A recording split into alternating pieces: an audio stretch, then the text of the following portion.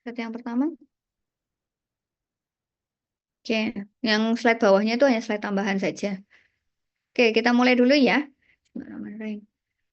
Jadi saya memberikan kuliah pada sore hari ini tentang demensia dan Parkinson. Ya, jadi demensia itu kan ada banyak ya jenisnya, nanti di dalam ada materinya.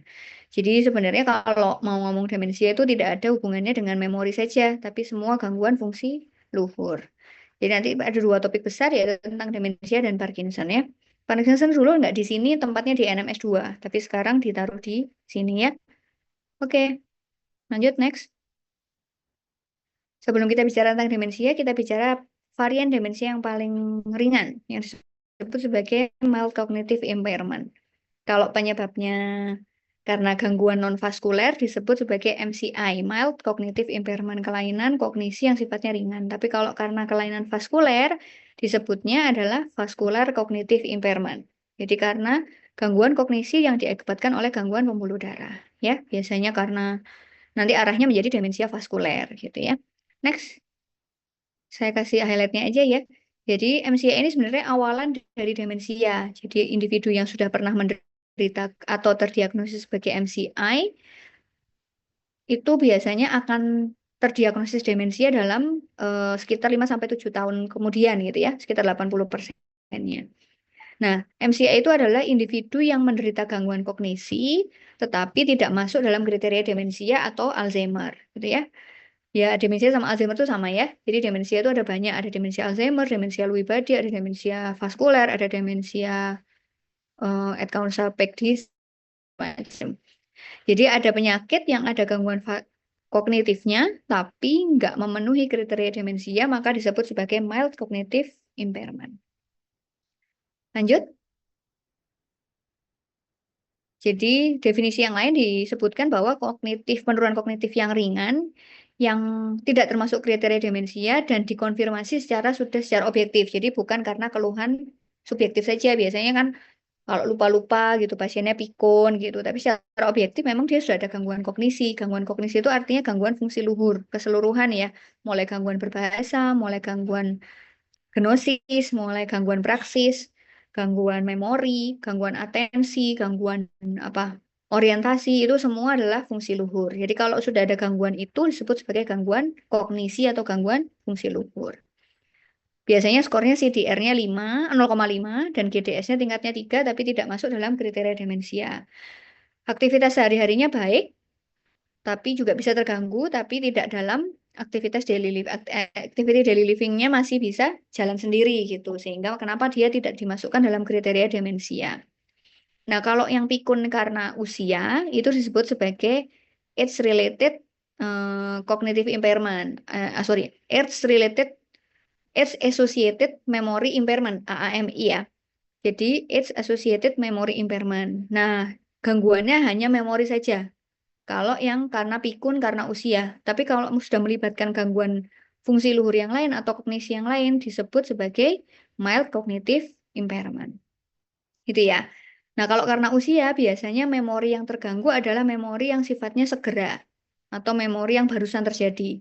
Tapi memori yang lama itu masih ada, gitu ya. Jadi masih bisa dibangkitkan kembali memorinya. Tapi kalau sudah memori lamanya kena, biasanya ada gangguan fungsi kognisi yang lain sudah masuk dalam kriteria demensia.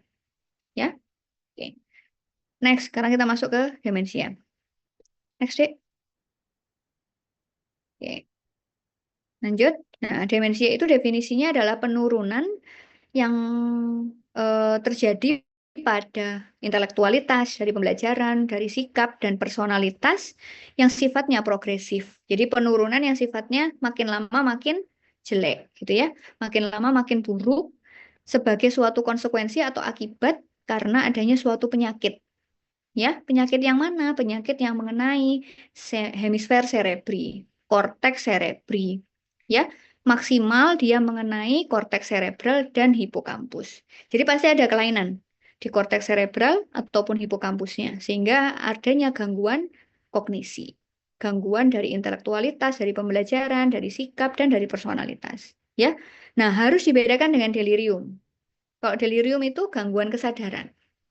Kalau demensia GCS-nya 456, kalau delirium GCS-nya tidak 456. Ya, dan harus dibedakan juga dengan depresi. Depresi itu menyerupai demensia. Orangnya biasanya sulit mengingat, sulit punya motivasi, biasanya atensinya juga jelek. Nah, itu biasanya akan dipakai scoring gitu ya, untuk menyingkirkan depresi atau tidak. Kalau ternyata depresinya lebih dominan, maka gangguannya disebut depresi, bukan demensia. Hati-hati karena depresi itu sangat menyerupai demensia, disebut sebagai pseudo demensia. Ya, sehingga jangan terlalu cepat mendiagnosis pasien itu demensia. Karena kalau sudah diagnosis demensia, ujungnya itu panjang ya, Dek. Jadi harus jelas penurunannya. Kalau nggak menurun, nggak terjadi penurunan yang sifatnya progresif, kemungkinan bukan demensia. Ya, oke. Lanjut. Nah, lebih banyak pada usia lebih dari 65 tahun, makanya harus dibedakan dengan yang terjadi gangguan karena usia ya. Tadi yang saya bilang age associated memory impairment. Kalau itu murni memori ya, jadi jangan sampai keliru. Tapi juga bisa terjadi di usia kurang dari 65 tahun yang early onset. Tapi biasanya karena ada gangguan organik lebih cepat. Misalnya stroke-nya lebih muda, ada Parkinson usia muda, maka demensianya juga akan muncul early atau lebih dini ya. Kemudian wanita lebih sering ya, nanti ada hubungannya di belakang. Kemudian tingkat edukasi yang rendah memiliki resiko tinggi terkena demensia. Lanjut. Nah, klasifikasi demensia didasarkan pada penyebab dan dapat tidaknya sembuh atau demensianya hilang atau sifatnya irreversible atau reversible atau treatable. Next, maka dibedakan menjadi next lagi. Nah, ini ya. Jadi di demensia itu diklasifikasikannya dari penyebabnya. Ya, tapi bisa juga diklasifikasinya berdasarkan bisa diobati atau enggak, atau bisa hilang atau bisa sembuh atau enggak. Ya. Nah, ini adalah berdasarkan akibatnya. Sebabnya. Kalau sebabnya karena degeneratif, disebut sebagai contohnya adalah Alzheimer disease, Lewy body, frontotemporal demensia banyak ya. Jadi kalau penyebabnya vaskuler yang pembuluh darah bisa karena ada gangguan infark yang multiple gitu ya. Kemudian ada diffuse white matter disease biasanya berhubungan dengan gangguan yang sifatnya ensefalopati atau menyeluruh. Kemudian ada gangguan toksik karena alkohol, metabolik kekurangan vitamin B, bisa uremik, hepatik, bisa macam-macam ya, infeksi. Bisa tadi yang saya sampaikan peak disease, bisa HIV, sifilis gitu ya, trauma, hidrosefalik, psikiatrik, dan autoimun. Itu yang tadi saya bilang bahwa kalau demensia harus dibedakan dengan depresi. Karena psychiatric condition biasanya akan menyerupai kondisi demensia. Tapi tidak bisa diobati sebagai orang demensia. Jadi harus dicari penyebabnya. Jadi jangan melulu bahwa demensia itu pasti nggak bisa diobati gitu. Pasti ada penyebabnya. Jadi ada penyebabnya yang harus kita cari. Oke, lanjut. Berdasarkan, nah ini progresivitas demensia. Kalau yang paling cepat adalah ensefalitis ya, gangguan karena infeksi. Pada minggu dia akan menurun sekali fungsi sikapnya, fungsi kognisinya.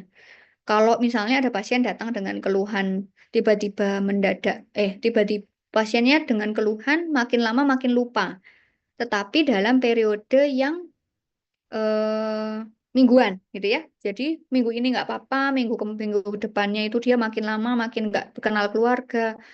Minggu berikutnya dia nggak bisa bicara. Minggu berikutnya dia diajak omong itu cuman mermelek, mermelek, tok nggak nyambung. Nah, kemungkinan dia penyebabnya karena ada demam, ada nyeri kepala, ada batuk, pilek, diare. Nah, kemungkinan ensefalitis. Nah, kalau yang paling lama adalah Alzheimer. Alzheimer itu penurunannya lama sekali, sehingga makanya kenapa paling sering dia yang hidden atau underdiagnosed, gitu ya. Dianggapnya sebagai orang pikun biasa. Karena memang gejala awalnya biasanya cuma pikun doang. Nanti tambah lama tambah ada gangguan kognisi yang lain. Ya, selanjutnya. Ini yang tadi saya bilang adalah treatable demensia berdasarkan penyebabnya tadi ya. Jadi yang ini bisa diobati ya, Dek. Kalau misalnya penyebabnya hilang, seharusnya demensianya akan hilang juga. Fungsi memori, fungsi kognisinya akan kembali gitu ya. Tetapi tidak semudah membalikkan telapak tangan gitu ya. Tiba-tiba itu jadi sembuh gitu, enggak gitu ya. Tak perlu proses fisioterapi atau penyesuaian gitu ya. Tetapi bisa seharusnya kalau penyebabnya dihilangkan. Lanjut, Lanjutnya. Ini contoh-contohnya aja. Lanjut. Ini ya, SDH ini. Nah, tapi ternyata penyebab paling besarnya adalah Alzheimer sebanyak 56%. Yang masuk dalam kriteria irreversible demensia. Dan tidak bisa diobati. Lanjut. Oke, diagnosis demensia didasarkan pada anamnesis, pemeriksaan fisik, pemeriksaan neuropsikiatri, dan pemeriksaan penunjang. Ya, kalau anamnesis harus jelas gejala kognisinya, gejala gangguan perilakunya, gejala psikiatrinya, itu harus jelas. Mulai kapan bermasalahnya, apa aja yang terganggu, terus eh, riwayat penyakit dahulunya apa, pernah stroke atau enggak, punya tekanan darah tinggi, punya kencing manis, semua harus ditanyakan. Riwayat sosial, riwayat keluarga, dan riwayat pengobatan.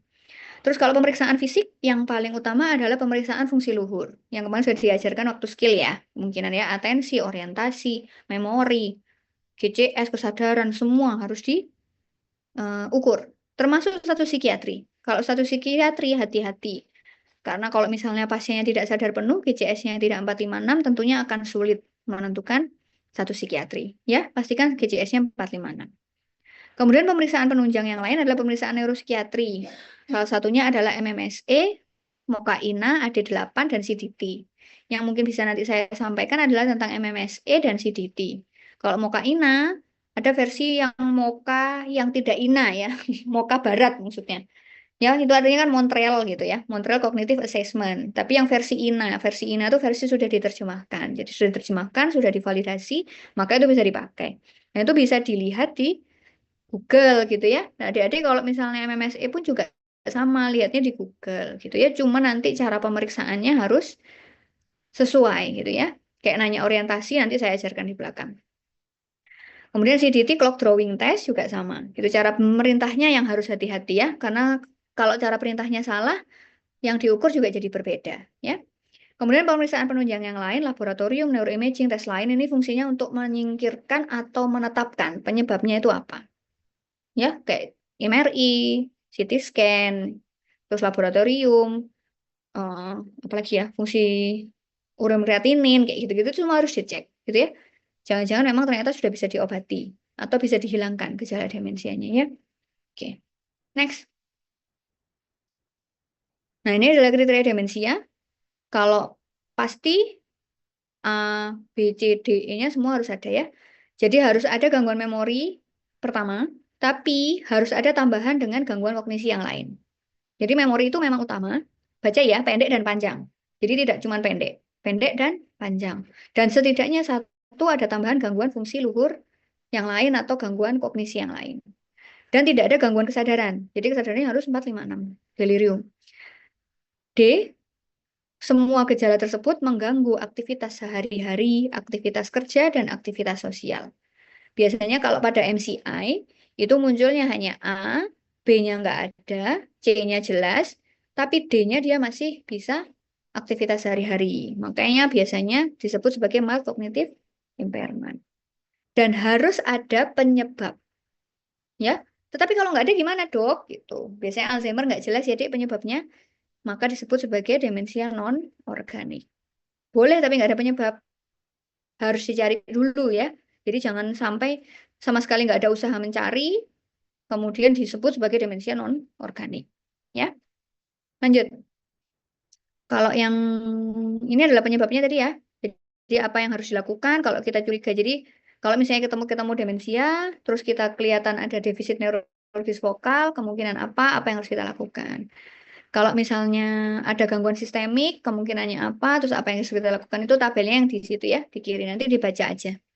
Sehingga adik-adik tahu bahwa DD-nya demensia itu banyak. Itu demensia itu sindroma ya, jadi bukan suatu diagnosis pasti. Harus tahu penyebabnya apa. Oke, lanjut. Nah, ini adalah karakteristik dari DD demensia. Dibaca aja. Ini kalau perlu ya jadi tabel satu-satunya yang mungkin adik-adik bisa print, bisa bawa kemana-mana pada saat koas.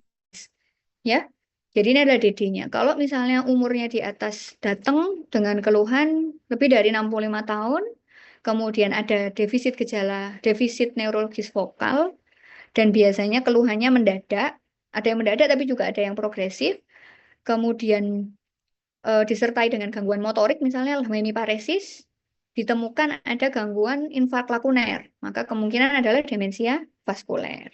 Gitu ya. Jadi misalnya ini, jadi kelihatan kalau didului dengan gejala Parkinson namanya demensia Lewy body. Kalau misalnya tidak ada yang lain-lain, biasanya disebut sebagai demensia Alzheimer. Tapi harus ada imaging yang menyesuaikan. Hipokampusnya biasanya akan mengecil. Kalau frontotemporal demensia berarti ada gangguan di frontotemporal. Biasanya pasiennya cenderung marah-marah, gitu ya, gangguan personalitas, gangguan perilaku biasanya. Suka ngompol gitu ya, hati-hati. Oke, lanjut. Nah, ini terus kalau algoritma, kalau misalnya kita curiga demensia, kita ngapain? Terus bagaimana yang harus kita lakukan? Bisa di print juga ya. Jadi ini sebenarnya satu kerangka berpikir kalau misalnya adik-adik itu ketemu pasien kecurigaan demensia itu apa yang harus kita lakukan, gitu ya. Oke, lanjut. Sebenarnya hampir sama seperti yang saya sampaikan. Nah, tata laksananya adalah yang pertama farmakologis, yang kedua non farmakologis ya. Kalau farmakologis kita pakai namanya kolin esterase inhibitor. Jadi pada kondisi demensia nanti dijelaskan di demensia Alzheimer kayaknya ya. Jadi pada kondisi demensia itu asetilkolin kita itu jumlahnya akan menurun, Dek. Nah, supaya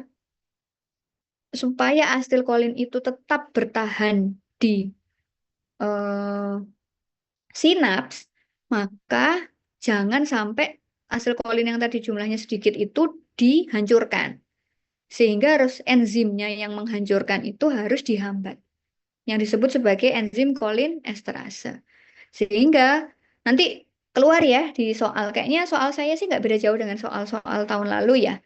Jadi apa terapi, tata laksana, dan neurotransmitter apa yang terganggu pada kondisi demensia? Ya, saya highlight disebut sebagai asetilkolin. Kenapa? Makanya obatnya harus pakai yang ada kolin-kolinnya. Salah satunya adalah kolin esterase inhibitor. Nah, yang siapa aja itu ada buahnya ini.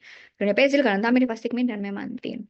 Kalian kompetensinya, kompetensi pada teman-teman mendiagnosis, melakukan tata laksana awal, paling tidak tahu penyebabnya, kemudian dirujuk. Ya. Selanjut.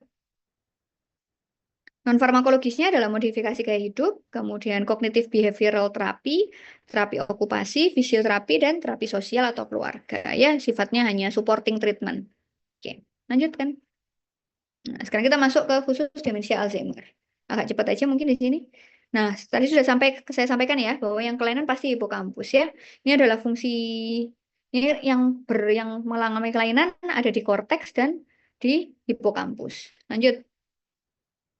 Nah, biasanya paling sering pada usia di atas 65 tahun, tapi bisa juga kurang dari 65 tahun. Biasanya terjadi pada wanita, kemudian pada kakaknya, orang tuanya ada Parkinson, orang tuanya ada saudara yang lain menderita Down syndrome, ada tiroiditis, trauma kepala, diperberat. Maksudnya faktor resiko ini mempercepat ya terjadinya Alzheimer dan adanya gangguan genetik ya. Lanjut. Ini ya faktor predisposisinya tadi yang saya sudah sampaikan, dia akan mengganggu metabolisme neurologis, akhirnya timbullah tau protein. Tau protein nanti akan menyebabkan adanya apa namanya formation of pair helical filaments ya. Jadi namanya tau protein. Tau protein ini akan nyangkut-nyangkut gitu. Sehingga yang biasanya single-single dia akan double-double. Nah, kalau double jadi makin tebel. Akhirnya jadi si hipokampusnya akan diisi sama jaringan tau protein itu. Jadi dia tidak akan berfungsi dengan baik. Nah, selain itu, kalau ada gangguan kromosom juga akan menyebabkan deposisi dari beta amiloid. Ya, sama juga dia akan double-double gitu. Nah, dia akan jadi mengganggu fungsi dari hipokampus ya. Oke, lanjut. Nah, patologi dari Alzheimer disease itu senil plaque. SP itu senil plaque ya. Jadi ada plak-plak gitu yang tadi saya bilang tebel-tebel tadi. Jadi dia menebal, menebal, menebal.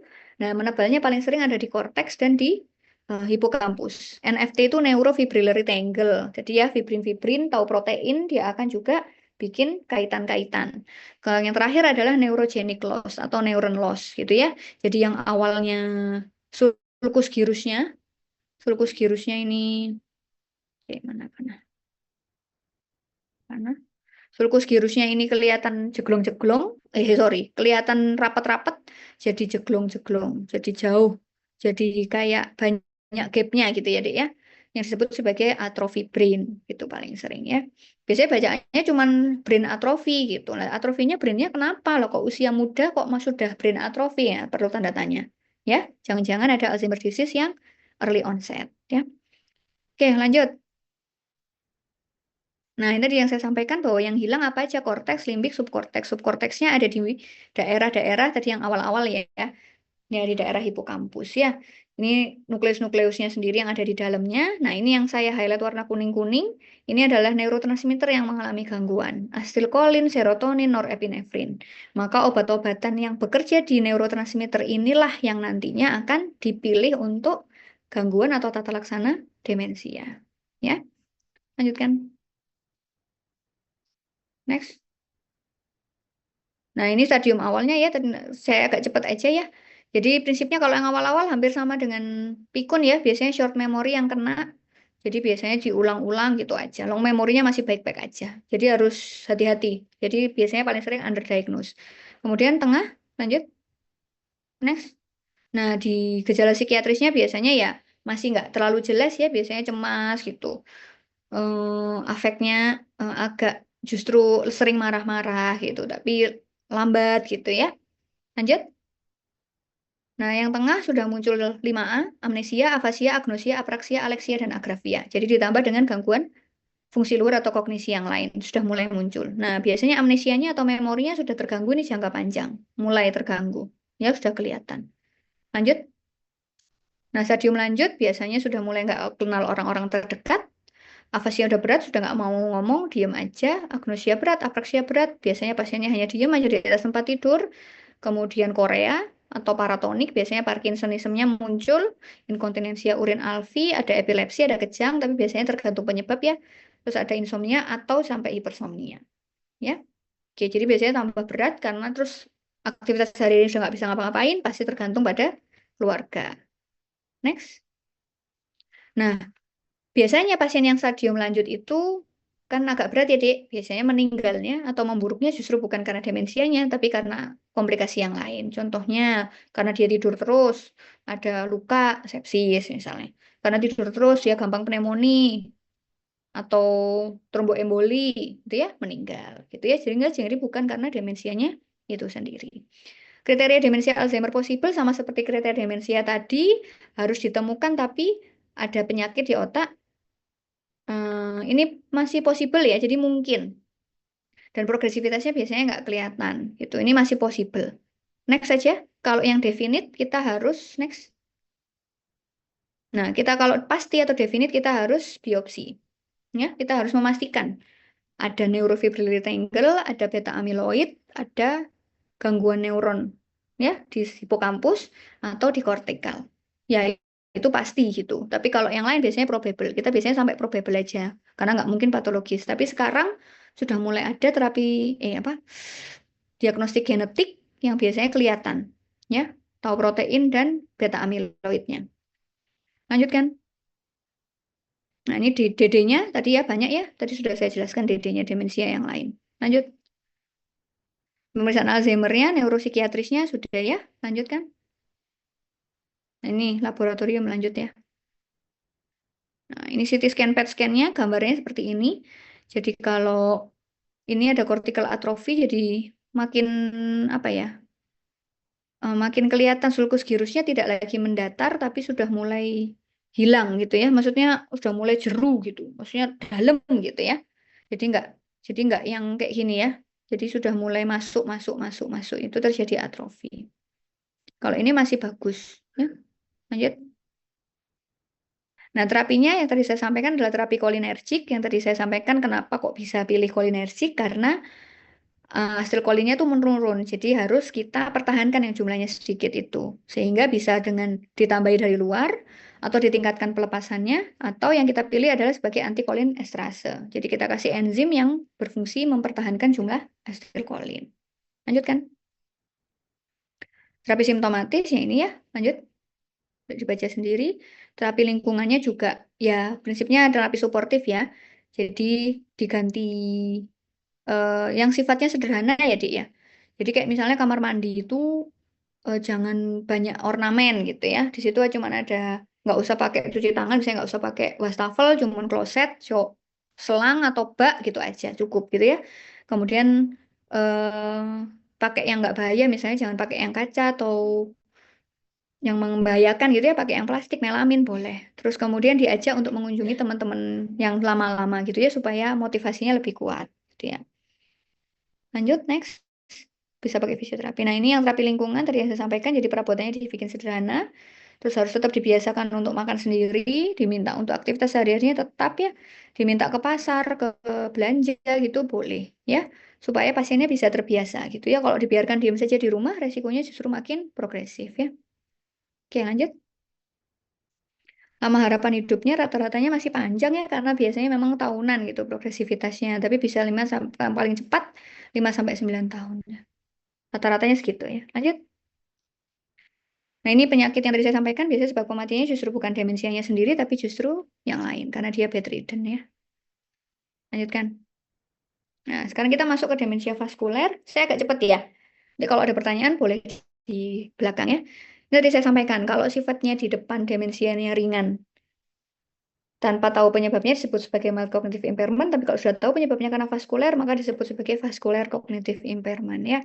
Nah, kalau sudah ada vascular cognitive impairment, hati-hati pada beberapa tahun ke depan kalau dia kondisi vaskulernya atau kondisi pembuluh darahnya nggak diperbaiki, misalnya tensinya tetap tinggi, gula darahnya tetap naik turun, kemudian dia tetap merokok, nah, maka dia akan masuk dalam kondisi demensia. Ya, next.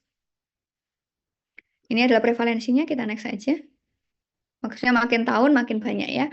Nah, kalau di penelitian yang lain ternyata vascular demensia lebih banyak. Tapi kalau tadi yang waktu pertama, penelitian yang lainnya juga menyatakan bahwa Alzheimer lebih banyak. Tapi kalau mungkin karena, tapi ini kan memang didasarkan pada pasien yang pernah stroke gitu ya. Jadi ini pada 453 pasien stroke diteliti, ternyata dalam beberapa tahun ke depan itu ternyata banyak yang menderita vascular demensia. Next, nggak apa-apa deh. Next. Nah, ini kenapa kok harus saya tampilkan ini? Ini adalah untuk membedakan demensia yang diderita oleh pasien itu disebabkan oleh karena vaskuler atau karena Alzheimer. Itu sebenarnya kita sudah punya skor, namanya skor Hachinsky, itu sudah dimodifikasi. Sebenarnya kalau nggak salah munculnya sekitar tahun 1976 atau 72, kemudian di tahun 80 dimodifikasi.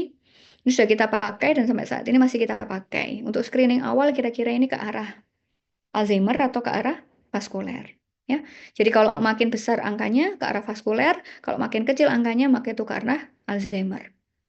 Lanjutkan. Ini kriteria demensia vaskuler, ya sama ya seperti tadi yang kriteria demensia, tapi onsetnya harus tiba-tiba, ada riwayat stroke sebelumnya, kemudian ada gangguan neurologis yang lain, gangguan vokal neurologis, contohnya hemiparesis, bicaranya pelat, mulutnya merot, ada gangguan kesemutan separuh badan, pandangan kabur, pandangan double, ya, itu semua terjadi, maka kemungkinan arahnya ke vaskuler. Lanjutkan. Nah, ini vaskuler risk factor-nya ada buahnya, hipertensi, DM, hiperkolesterol, merokok, usia tua gitu ya, AF, banyak ya, gangguan jantung dan sebagainya. Tapi intinya pokoknya yang karena nanti akan mempengaruhi fungsi vaskuler. Gampangannya, Dek, kalau didahului dengan stroke, kemungkinan arahnya ke demensia vaskuler. Lanjutkan. Jadi nanti kalau misalnya ada soal, ada seorang wanita usia 65 tahun, tadi sudah saya sampaikan ya, ada riwayat stroke sebelumnya, 1 tahun yang lalu, kemudian dia hari ini datang dengan lupa-lupa mendadak, disertai juga dengan kelemahan yang makin berat, kemungkinan arahnya demensia vaskuler. Ya. Ini mekanismenya atau fisiologinya, jadi karena adanya iskemik, karena adanya white matter lesion, maka akan mempengaruhi kondisi kognisi ya, yang disebut demensia. Nah, ini faktornya biasanya karena edukasi, karena usia makin mempercepat ya. Lanjutkan. Terus kemudian ini juga sama, jadi ada dua prinsipnya, ada lacunar infarct dan white matter disease. White matter disease itu maksudnya kan ada gray matter, white matter ya. White matter itu lebih ke dalam sehingga subkorteksnya yang lebih mengalami gangguan. Tapi gangguannya di mana? Gangguannya secara diffuse. Biasanya gangguannya banyak. Tapi kalau infark biasanya kecil-kecil ya. Jadi jangan merasa bahwa oh pasien ini nggak apa-apa nih kok gambaran infarknya kok lakuner gitu. Hati-hati, mungkin sebenarnya yang terganggu adalah gangguan kognisinya atau gangguan memori pada awalnya ya, dan mungkin akan berkembang menjadi demensia. Jadi harus benar-benar hati-hati kalau pada infark lakuner. Jangan sampai dia makin banyak, ya. Lanjutkan. Next. Nah, ini ya. Ada yang large vessel. Kalau large vessel biasanya kelihatan hemiparesis, plegi, pelat, merot, afasia. Nah, itu biasanya kelihatan. Tapi hati-hati pada yang kecil-kecil. Kalau yang pada yang kecil-kecil small vessel disease ini biasanya gangguannya akan ke arah kognisi. Gangguannya akan ke arah demensia. Kalau yang large kita bisa prediksi ya. Kalau kenanya memang di korteks frontal ya pasti dia akan kena perilaku dan sebagainya ya. Tetapi kalau small vessel disease harus hati-hati. Lanjutkan. Ini ya kalau large kayak gini kelihatan ya. Ini kalau di otopsi. Kalau small, next. Nah, cuma titik ini tok kecil di sini. Nah, gambaran di CT scan-nya cuma titik gitu tok. Biasanya pada teman-teman radiologi juga kadang-kadang nggak kelihatan gitu ya. Jadi harus benar-benar dilihat. Oke, lanjut. Ini ya titik-titik gini ya. Titik. Ini yang sulcus gyrusnya ya. Ini atrofi yang tadi saya sampaikan agak dalam-dalam ya. Tidak lagi mendatar tapi terlalu dalam. Nah, ini kelihatan ada infark juga. Nah, kalau gini ini berarti demensia vaskuler. Biasanya CT scan-nya menunjang ya. Ini MRI ya. Lanjut. 5-year mortality-nya paling banyak justru pada vaskuler. Tapi biasanya kalau vaskuler lebih banyak justru sekali lagi bukan karena demensia ya. Karena gangguan jantung, serangan jantung, terus tromboemboli dan sebagainya ya, pneumonia. Next. Nah, ini drugs-nya sama yang atas itu, yang bawah itu, yang kuning-kuning ini fungsinya untuk antikolinesterase, yang atas ini untuk membantu supaya pembuluh darahnya mengalami kualitasnya makin baik ya. Jadi kasih pengencer darah, kasih statin untuk kolesterol, obat DM gitu ya. Lanjut. Ini ya, tadi sudah di depan kayaknya. Next. Saya tulis lagi. Nah, sampai sini ada pertanyaan? Setelah ini kita masuk MMSE dan Parkinson. Oke, masih fokus ya. Jam kritis soalnya nih ya. Jam-jam lapar ya. Oke. Nah, ini adalah MMSE. Sebenarnya MMSE kemarin sudah kita masukkan dalam skill. Cuman harus saya masukkan karena takutnya ada yang kelewat ya. Jadi MMSE itu adalah pemeriksaan neuropsikiatri. Pemeriksaan neuropsikiatri yang fungsinya untuk screening. Untuk screening artinya jadi banyak domain kognisi yang diukur. Orientasi, jadi ini yang tebal, yang nomor ini adalah komponennya. Jadi ini orientasi, kemudian ini registrasi, ini atensi, kemudian recall, dan bahasa. Ya, jadi ada banyak domain. Sebenarnya kalau kalian kemarin diajarkan di skill, kalian tahu MMSE sudah cukup deh. Cuman kalau misalnya pada gangguan orientasi, pada atensi misalnya mengalami gangguan, maka harus dikonfirmasi dengan pemeriksaan forward digit span, backward digit span. Jadi jangan keburu-buru langsung forward backward. Biasanya pasiennya udah nggak nyaman duluan. Ya, biasanya kita ambil shortcut pakai pemeriksaan sederhana pakai GCS, pakai pemeriksaan sederhana seperti MMSI. Nah, cuman cara meriksanya harus hati-hati. Contohnya ini nomor 1. Jangan nanyanya gini, Bu, sekarang itu tahun berapa? Terus ibunya jawab, ya. Musim apa? Ibunya jawab. Bulan apa? Ibunya jawab. Itu nggak boleh. Jadi caranya adalah, Bu, tolong sekarang disebutkan. Ini tahun berapa, musim apa, bulan apa, tanggal berapa, dan hari apa. Gimana dok? Gitu. Boleh diulang perintahnya. Maksimal 2 kali ya.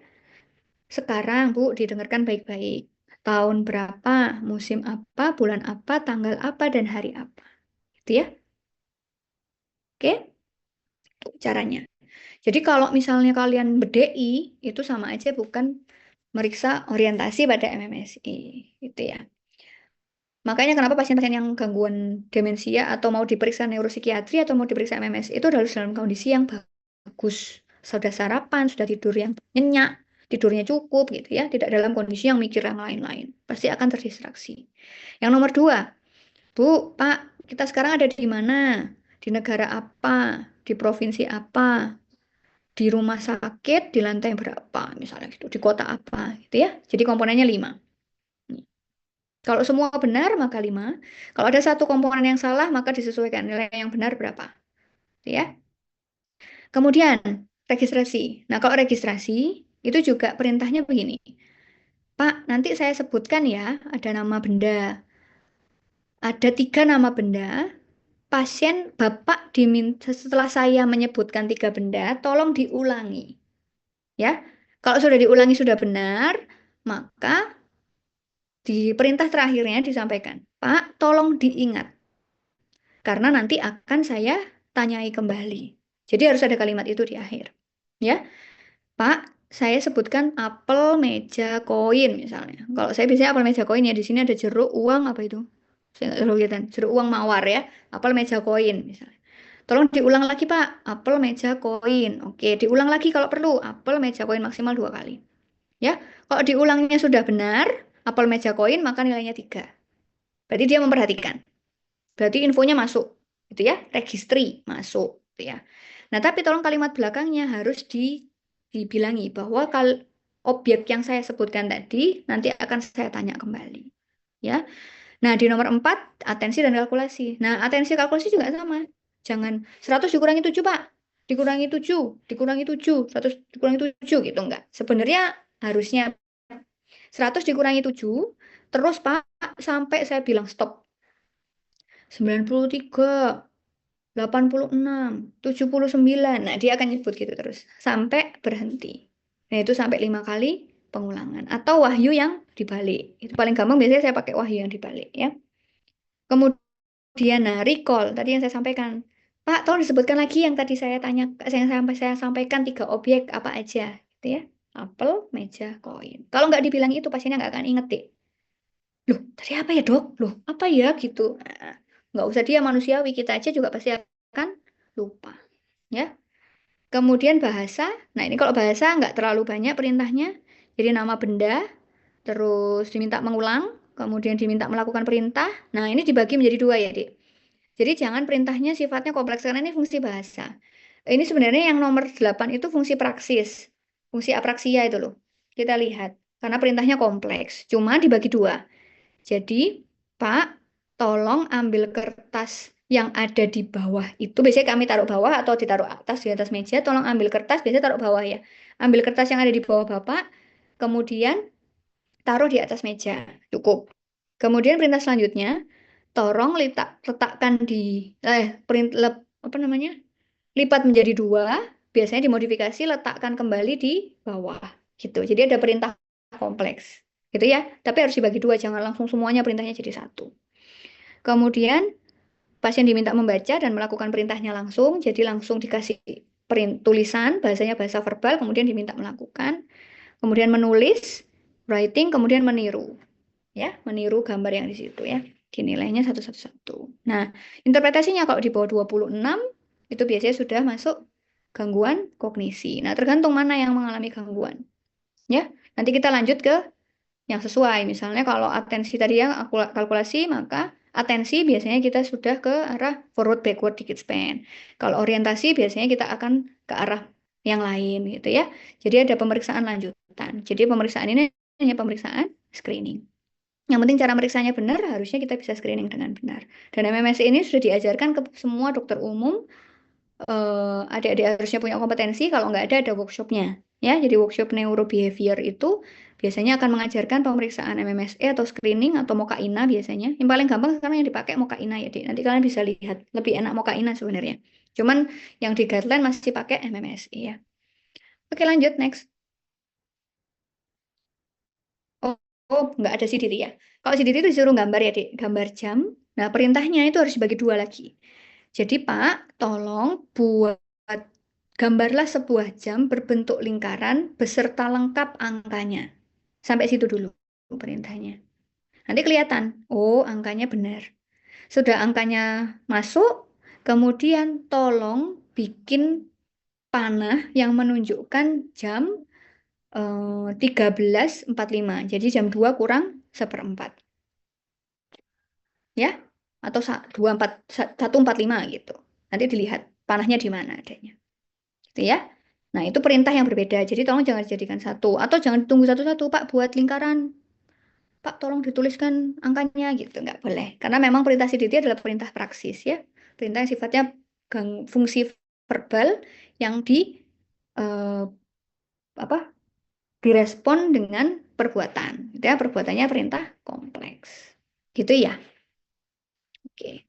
Sekarang kita masuk ke Parkinson. Next. Definisinya, ini adalah nama lainnya, the shaking palsy, masuk dalam movement disorder, yaitu adalah gejala motorik dan non-motorik. Jadi, Parkinson itu terdiri dari gejala motorik dan non-motorik. Disebut shaking palsy dulu sejarahnya karena dulu memang timbulnya duluan tuh tremornya ya, Dik, ya. Sekarang sudah macam-macam pasien itu, jadi tidak hanya tremornya, tapi justru gejala non-motoriknya dulu yang muncul. Non-motoriknya yaitu antara lain gangguan kognisi, gangguan disfungsi otonom, gangguan tidur, depresi, atau hiposmia. Jadi harus hati-hati pada pasien yang usia di 65 tahun, keluarganya ada yang menderita Parkinson, kemudian dia kok muncul gangguan non-motorik, jangan-jangan dia sudah gejala awal Parkinson. Jadi harus hati-hati. Nggak melulu harus tremor dulu. Kalau sudah tremor itu sudah terakhir, nanti ada bagannya ya. Next.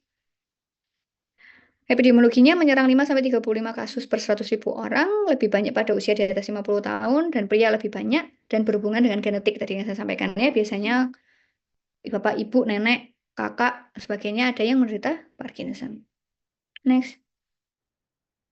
Patofisiologinya ada neuron loss atau gangguan hilangnya neuron di daerah substansia nigra dan adanya deposisi alfa-sinuklein. Kalau tadi di Alzheimer deposisinya adalah beta amyloid, kalau kalian hubunginya dengar-dengar tentang alfa-sinuklein itu adalah Parkinson ya. Nah, kalau dia ada plak-plak yang di situ disebut sebagai Lewy bodies. Kalau di Alzheimer disebut sebagai plak senilis.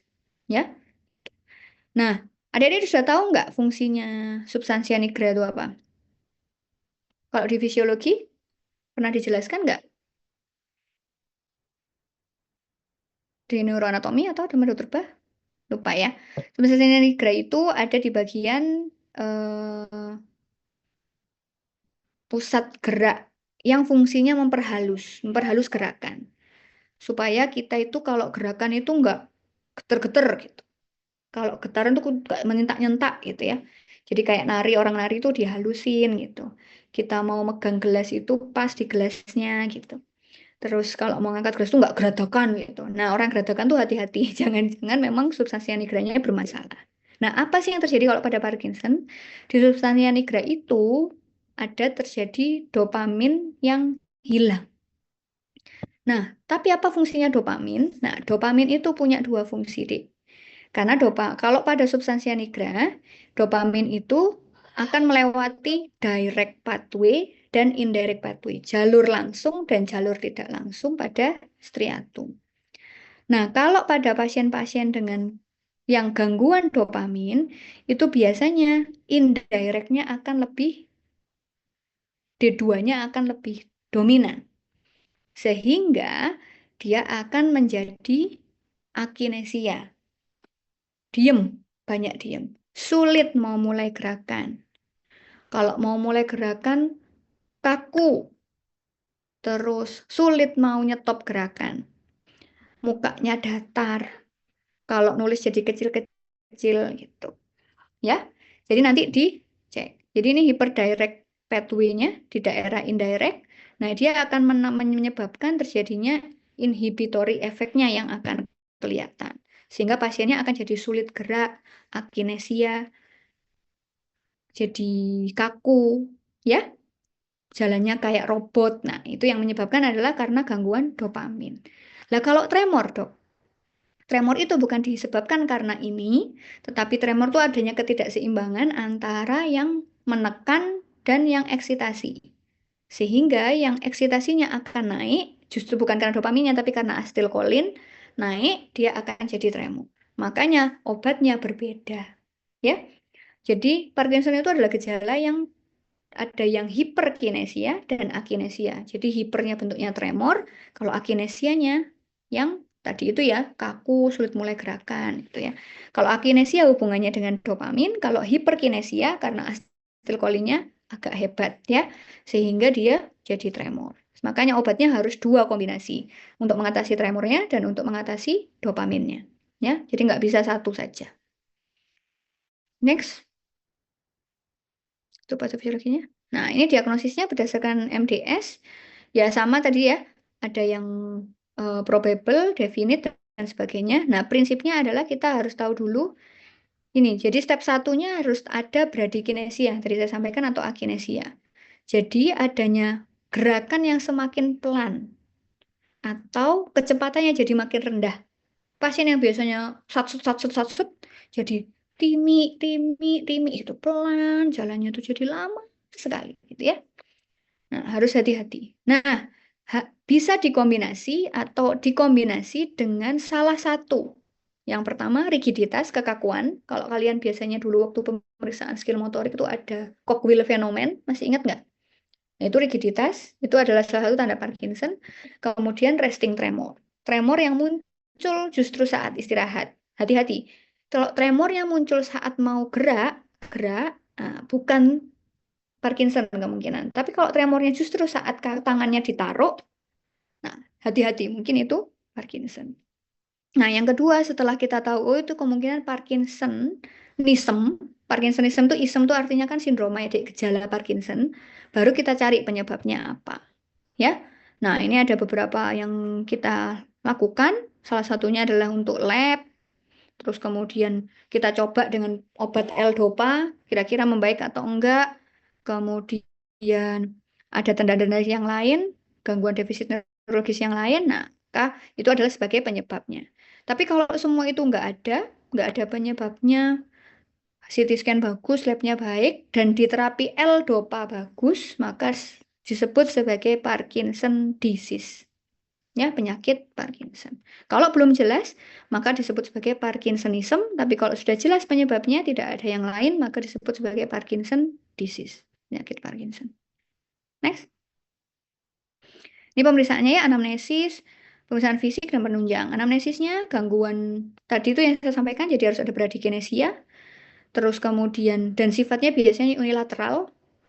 Unilateral, jadi biasanya yang kaku, yang tremor kanan aja, atau yang kaku biasanya tangan kanan, kaki kanan duluan misalnya gitu. Terus usia 40-80 tahun dan ada riwayat keluarga Parkinson. Pemeriksaan fisiknya ini dulu pernah keluar di retropulsive test saat usia nasional.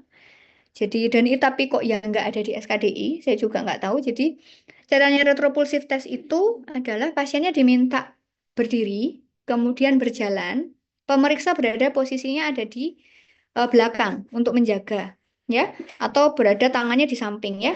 Kemudian tiba-tiba mendadak didorong pasiennya, kemudian dipegang. Kalau pasiennya harusnya, kalau kita normal, kita didorong kan kita marah, wih, gitu kan, bisa paham ya? Terus kita tegak gitu. Tapi kalau pada pasien Parkinson didorong, dia langsung jatuh, ya. Nah, itu adalah tanda retropulsive testnya positif. Didorong dari belakang atau pilih yang anteropulsif dari depan. Kalau dari depan, belakangnya kalau bisa kasur gitu ya. Sehingga pasiennya jadi kedorong ke arah kasur. Dia tidak bisa mempertahankan posisinya. Ya. Kemudian tremor, resting. Jadi harus ingat-ingat tremornya harus resting. Kemudian pemeriksaan gait, jadi cara berjalannya kok jadi kecil-kecil, langkahnya kecil-kecil, kemudian itu Parkinson dan status neurologis yang lain. Pemeriksaan penunjangnya untuk menyingkirkan kemungkinan Parkinsonism ya, Parkinsonism yang lain. Neuroimaging, tes genetik, lumbal fungsi, laboratorium. Next. Nah, ini tadi saya sampaikan bahwa kalau dia muncul di sini, tremornya sudah muncul, ini artinya sebenarnya di waktu-waktu sebelumnya, bertahun-tahun sebelumnya dia sudah muncul duluan. Prodromal Parkinson disease. Ya, kalau sudah tremor sudah muncul ini awal-awal, itu sudah ada gejalanya tambahan ini. Nah, sebenarnya ini yang saya sampaikan ada demensia. Ya, itu. Jadi sebelum-sebelumnya sudah ada gejala non-motorik. Jadi benar-benar harus hati-hati. Kalau pasiennya punya familial Parkinson, kemudian muncul gejala non-motorik, hati-hati. Kemungkinan sudah masuk Parkinsonism atau justru Parkinson disease yang awal-awal. Oke, next. Ini tata laksananya, tadi karena yang kelainan adalah dopamin, maka diberikan dopamin agonis. Ya, dopamin agonis itu ya dopamin dopamin agonis itu artinya bukan dopaminnya, tapi bahan yang menyerupai dopamin. Contohnya pramipexol ini namanya ya. Kemudian atau dopamin beneran nih. dopamin beneran ya L-dopa namanya ini di sini dikasih dari luar. Kasih loh levodopa.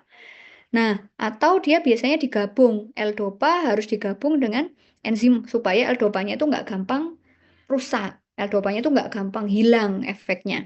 Biasanya digabung dengan enzim benserazid, karbidopa, atau entacapone, opicapone, sehingga L-dopa yang kita masukkan lewat oral kan masuk lewat darah.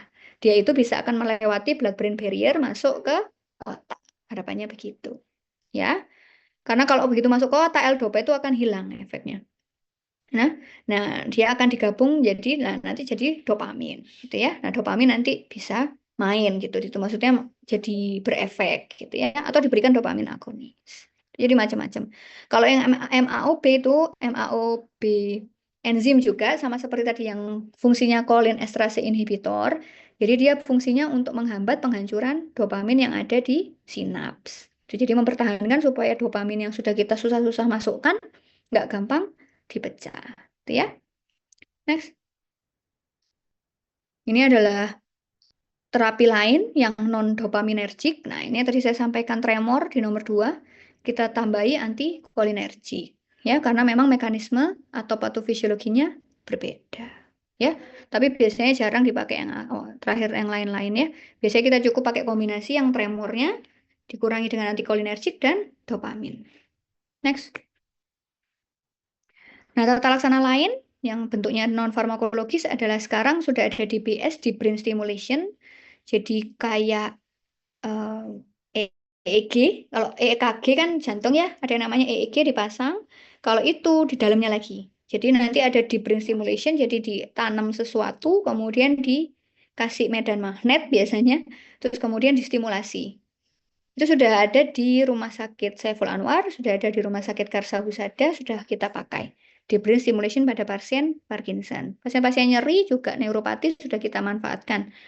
Di brain stimulation untuk modulasi nyeri. Kemudian pembedahan biasanya di daerah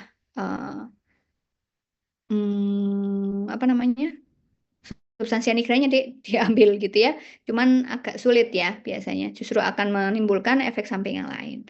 Atau biasanya dengan fisioterapi supaya pasiennya jadi nggak gampang kaku. Itu juga bisa. Ya, tapi biasanya karena mohon maaf, sifat Parkinson itu karena neurodegeneratif dan progresif, maka seiring berjalannya usia, gejalanya bukannya makin beres, makin berat.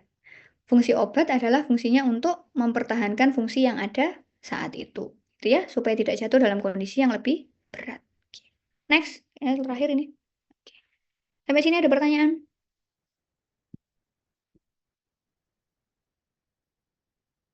Tidak ada?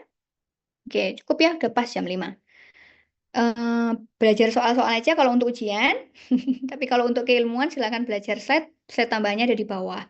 Insya Allah soal saya tidak berbeda dengan dari yang tahun lalu.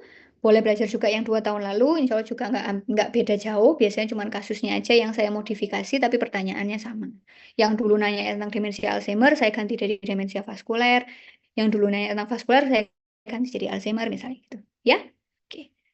Saya kira cukup ya, Dek. Kayak suaranya juga sudah mulai menghilang. Oke, cukup ya. Terima kasih banyak ya, Dek. Silakan ditutup dengan doa. Siapa yang mau memimpin doa? Baik, terima kasih dokter. Sebelum kita menutup perkuliahan pada sore hari ini, alangkah baiknya kita membaca hamdalah dan doa penutup majelis. Alhamdulillahirrabbilalamin. Subhanakallahumma wa bihamdika asyhadu an la ilaha illa anta astaghfiruka wa atubu ilaik. Oke, terima kasih banyak. Assalamualaikum warahmatullahi wabarakatuh. Saya izin live ya. Waalaikumsalam warahmatullahi wabarakatuh. Terima kasih banyak, dokter.